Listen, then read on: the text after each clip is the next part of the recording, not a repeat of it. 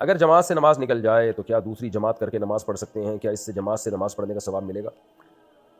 مسجد میں اگر جماعت سے نماز نکل جائے تو جو اصحاب رسول کا معمول تھا، مصنف ابن ابی شیبہ کی روایت ہے، صحابہ تابعین کا معمول یہ تھا کہ وہ مسجد میں آتے تھے، دیکھتے تھے کہ اگر جماعت ہو رہی ہے تو اس میں شامل ہو جاتے تھے، اگر جماعت ختم ہو چکی ہوتی تو دو کام کرتے، یا تو وہیں مسجد میں انفرادی نماز پڑھتے یا گھر جا کے جماعت کراتے۔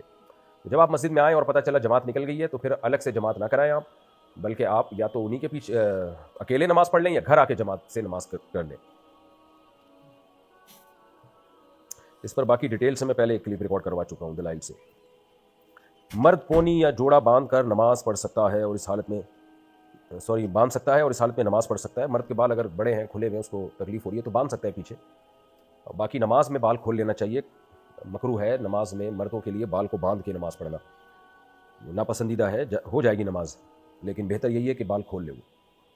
محمد عدنان لاہور سے، میرے موبائل کی دکان ہے اور میں کمپیوٹر سے USB وغیرہ میں گانے اور فلمیں بھر کر دیتا ہوں اور اگر یہ کام نہ کروں تو گزارا بھی نہیں ہوتا، گھر میں اور کوئی کمانے والا نہیں، ماں باپ بہن بھائی سب کو میں ہی پیسے دیتا ہوں، کیا میری کمائی حلال ہوگی؟ نہیں، حلال نہیں ہے۔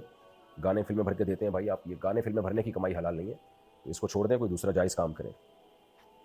اگر کوئی شخص فوت ہو جائے اور اس کی وراثت میں صرف آدھا تولہ سونا ہو اور بیماری کی وجہ سے وصیت بھی نہ کر سکا تو اس کے ذمے جو نماز روزے واجب ہیں، اس کی اولاد اس کو کیسے ادا کرے؟ جبکہ اس کے بیٹے ادا کرنا چاہتے ہیں۔ کچھ بھی نہیں کرے، بس توبہ استغفار کرے ان کے لیے اور وراثت کو تقسیم کر لے، اور حسب توفیق جتنی جس کو صدقہ خیرات کی توفیق ملتی ہے اتنا کر لیا کرے، بس یہ کافی ہے۔ باقی دعا مانگے اللہ ان کی مغفرت کرے، ان کے درجات کو اللہ تعالیٰ بلند کرے۔ محمد احمد مظفر گڑھ سے، ہمارے امام صاحب کافی عرصے سے جمعے کی نماز میں سورہ اعلیٰ اور سورہ غاشیہ پڑھ رہے ہیں اور کوئی صورت نہیں پڑھتے، کیا اس کی کوئی الگ فضیلت ہے؟ جمعے کے دن سورہ اعلیٰ اور سورہ غاشیہ پڑھنا سنت عمل ہے، لیکن ہمیشہ پڑھتے رہنا اور دوسری اس کے علاوہ کبھی پڑھنا ہی نہیں، یہ بھی غلط ہے۔ تو بس یہ ہے کہ زیادہ تر یہی پڑھ لینی چاہیے دو صورتیں، لیکن ناغہ کر کے دوسری صورتیں بھی کبھی کبھار پڑھنی چاہیے تاکہ لوگ ان کو ضروری نہ سمجھیں۔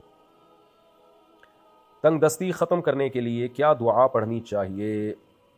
اللہم اکفنی بحلالک عن حرامک واغننی بفضلک عمن سواک، یہ دعا پڑھیں۔ حسبی اللہ ونعم الوکیل، یہ دعا پڑھیں۔ یا رزاق کا کثرت سے ورد کیا کریں، اور رات کے آخری حصے میں تہجد میں اللہ سے رزق مانگنا، اٹھ کے دعا مانگنا، تو اس کا بھی بہت برکات ہیں، حدیث میں اس کی بڑی فضیلت ہے۔